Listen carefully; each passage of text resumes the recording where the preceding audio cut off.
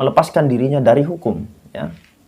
Nah, itu secara praktis. Tapi kata Protagoras ternyata ada semacam idealitas, ya, idealitas dari peraturan itu yang dianggap sebagai sesuatu yang melahirkan kesederajatan, ya. Kesederajatan dalam hal ini mungkin itu yang berkembang nanti di era rasionalisme Prancis, ya, laissez-faire, ada tiga itu, ya, persaudaraan, kemanusiaan, dan egalitarianism atau persamaan.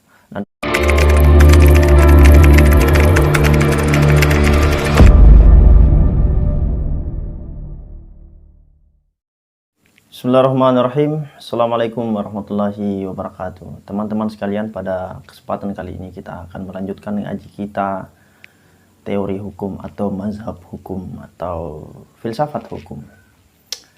Pada kesempatan yang lalu, di pertemuan yang pertama kita sudah memberikan sedikit penjelasan, eksplanasi tentang teori yang awal kali hadir dalam peradaban umat manusia tentang hukum. Ya. Sebagaimana maklum, di Yunani, di Ionia, kita membicarakan soal itu. Lebih lengkapnya Anda bisa membaca karya-karya sejarah, ya, termasuk mungkin karya Bertrand Russell. Pada kesempatan yang kedua ini kita akan memberikan sedikit pandangan sofis, ya, sofis tentang hukum. Apa sih yang dimaksud hukum oleh kaum sofis? Secara definitif, sofisme memberikan pengertian terhadap hukum adalah satu aturan yang mencerahkan, ya. Jadi kalau aturan yang tidak mencerahkan, ya tentu tidak disebut sebagai hukum. Karena apa? Karena ada transisi. Nah, sebelum saya masuk dalam penjelasan sofis yang lebih spesifik, begitu juga eksplanasi atau penjabarannya yang lebih meluas, kita ingin melihat arti kata sofis itu. Sebenarnya kalau Anda tahu bahasa Inggris, itu istilahnya ada yang disebut kecanggihan atau sophisticate, adalah sesuatu yang canggih, yang luar biasa. Nah, sofis itu artinya orang yang bijaksana. Nanti setelah lahir Socrates yang mengkritik pandangan itu, yang mengkritik orang-orang sofis yang mengatakan dirinya bijaksana, ternyata dari ragam argumentasi dan perspektif mereka itu bisa menyesatkan anak muda yang ada di situ. Bahkan menurut mereka, ya, para pengkritik sofisme menganggap bahwa sofis itu pendapatnya yang harus berpendapatan, ya. Artinya mereka tidak mau ngomong kalau tidak ada uang, tidak ada money-nya, tidak ada cuannya. Nah, kalau kata Bertrand Russell di Sejarah Filsafat Barat, Anda bisa cek di sana, dia anggap bahwa ternyata sofis itu kalau dianalogikan di era sekarang itu adalah profesor, ya, yang profesor tentu tanda kutip, ya, tanda petik profesor yang tidak mau ngomong, atau siapapun yang tidak mau ngomong kalau tidak ada uang dimasukkan di dalam saku, ya. Itu kata Bertrand Russell, ya, bukan kata saya, tapi saya hanya menyampaikan pesan Bertrand Russell. Tentu saya tidak mengatakan ini baik atau buruk, tapi itulah yang terjadi di era Yunani klasik. Nah, sofis ini lambat laun menjadi menjadi orang yang memporak-porandakan masyarakat saat itu, orang yang sangat cerdas, yang akhirnya memberikan pandangan-pandangan tertentu. Yang mesti kita ketahui di sini bahwa ternyata sofis itu lahir dalam satu pandangan yang transisi, ya. Jadi di awal pembahasan kita sudah menjelaskan sedikit tentang bagaimana hukum itu lahir dalam dialektika alam yang sangat paradoks dalam pandangan Heraklitos. Artinya saat itu orang yang sangat kosmosentris menuju transisi menuju pada logosentris, ya, yang logik itu, dari penerimaan atas dewa-dewa, kemudian menuju pada penerimaan atas Olympus sebagai Tuhan di Athena. Nah, transisi pandangan ini membuat sofisme, salah satu pionir, peluncur yang sangat getol dalam hal ini adalah Protagoras, ya. Sebenarnya banyak sofisme kalau Anda membaca-baca karya filsafat seperti Georgias, Pirho, dan lain-lain. Tapi yang kita jelaskan di sini adalah Protagoras. Beliau menyaksikan bahwa ternyata hukum itu adalah sesuatu yang mencerahkan, peraturan yang mencerahkan. Nah, peraturan yang mencerahkan ini tidak bisa terlaksana tanpa yang pertama kita harus melihat sumber. Dari mana sih peraturan yang mencerahkan itu? Dan di mana sih tempat diberlakukannya peraturan yang mencerahkan itu? Nah, sumber dari peraturan yang mencerahkan ini adalah nomos, ya. Nomos secara nomenklatur artinya aturan, peraturan. Tapi peraturan ini diambil dari etika individu.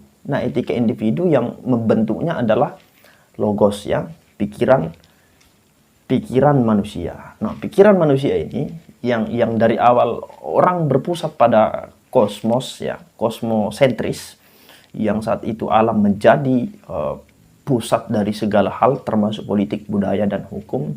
Kemudian transisi menuju pada perkembangan filsafat yang lebih rasional.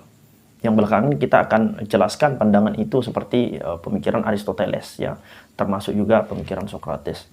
Nah, tapi karena sofisme, khususnya tadi pandangan Protagoras melihat bahwa ternyata secara praktis hukum itu dijadikan sebagai alat oleh orang-orang yang berkuasa. Itu secara praktis, ya, yang nampak praktis, yang hidup di situ, kekuasaan yang berkembang di situ adalah mereka yang tidak melepaskan dirinya dari hukum, ya.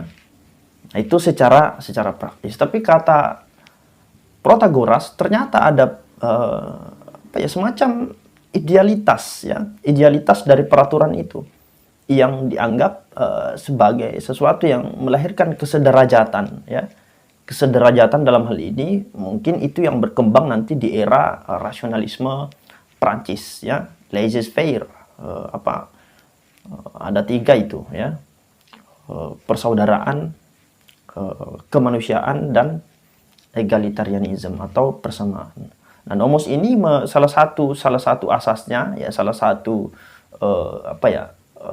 perkembangan derivatif yang dilahirkannya adalah keadilan, bagaimana memberikan persamaan, ya, kesederajatan di mata hukum. Jadi konsep equality before the law sebenarnya itu bukan konsep manusia modern, itu sudah ada di era klasik, ya. Nah, di sini perlu kita ketahui bahwa ternyata memang dalam wacana teoritis para sofisme itu saya kira juga sangat luar biasa. Hanya saja memang dalam perkembangan tertentu, dalam penelitian tertentu, mereka memiliki pandangan-pandangan yang relatif. Itu karena mereka hidup dalam kondisi sosio-historis yang sangat menegangkan, ya, transisi antara banyaknya dewa-dewa dan menuju pada Tuhan yang disebut sebagai Olympus, ya, dewa Olympus yang dianggap sebagai realitas yang menguasai alam Yunani saat itu. Nah, artinya saat hukum tidak lagi diambil dari aspek-aspek yang sangat alamiah sebagaimana klaim Heraklitos yang sangat paradoks itu, manusia bisa melepaskan dirinya dari alam, ya. Dalam tanda kutip, melepaskan diri dari alam itu artinya manusia punya kekuasaan tertentu, yaitu punya akal, ya, punya pikiran. Nah, pikiran ini yang melahirkan nomos, peraturan, artinya etika dan seluruh hukum yang ada itu dibetot dari pikiran manusia yang mungkin dianggap sebagai sesuatu yang sangat spiritualis, sangat mistis, ya. Jadi dalam pengertian ini hukum yang berkembang di era klasik masih hukum alam, ya. Tapi alam yang dimaksud adalah aspek yang alamiah dalam diri manusia. Makanya nanti banyak pemikiran-pemikiran hukum yang berkembang lahir dari etika manusia, ya. Misalnya kalau di dalam tradisi Yunani ada istilah-istilah honeste vivere, alterum non leadere, sum cuique tribuere, dan macam-macam istilahnya, ya. Nah, itu asas-asas keadilan. Tapi pada intinya, meskipun kita mengatakan bahwa sofisme ini adalah orang yang mengelabui banyak masyarakat, tapi dia punya pandangan yang sangat idealis. Pandangan yang idealis maksud saya adalah pandangan yang mencerahkan. Yaitu apa? Yaitu memberikan pengertian terhadap hukum, bahwa hukum adalah peraturan yang mencerahkan. Nah, mencerahkan ini sumbernya dari mana? Dari logos. Logos sumbernya dari mana? Dari individu itu sendiri. Artinya kita punya otoritas untuk menciptakan hukum. Nah, tapi karena memang kondisi praktis saat itu orang-orang yang cerdas, orang-orang yang kuat, aristokrasi, orang-orang kaya yang memegang kekuasaan, maka dia juga mengendalikan hukum. Artinya hukum itu lahir dari orang-orang yang berkuasa. Itu kondisi praktis yang sangat yang sangat jelas di era Yunani. Nah, pertanyaan yang kedua tadi yang kita sudah lontarkan, yakni di manakah tepatnya hukum itu diberlakukan, ya, peraturan atau nomos itu diberlakukan, ya. Nah, pemberlakuan undang-undang, ya, pemberlakuan nomos, peraturan saat dia hanya berada di dalam polis, ya. Polis itu artinya kota, tatanan, ya. Di luar polis itu sesuatu tidak mungkin teratur, maka nomos bisa diterapkan di dalam polis yang melahirkan undang-undang disebut sebagai nomoi, ya. Nah, undang-undang ini artinya aspek-aspek yang sangat partikularitas di dalam negara, ya, di dalam polis tadi. Nah, polis ini artinya kan kebijakan atau keamanan atau tatanan, peraturan atau kota, ya. Nah, itu semua adalah pengertian polis. Nah, menariknya adalah kita bisa melihat, ya, eksplanasi dari pandangan sofisme ini, karena beliau, ya, Protagoras itu, lagi-lagi saya ulang bahwa ternyata dianggap sebagai orang-orang yang menyesatkan anak-anak muda saat itu yang dikritik oleh Socrates, tapi kita tidak bisa sepenuhnya mengklaim mereka adalah orang-orang yang dalam pengertian tertentu tidak tulus, ya, walaupun mereka banyak melahirkan pandangan-pandangan yang bisa merugikan masyarakat, tapi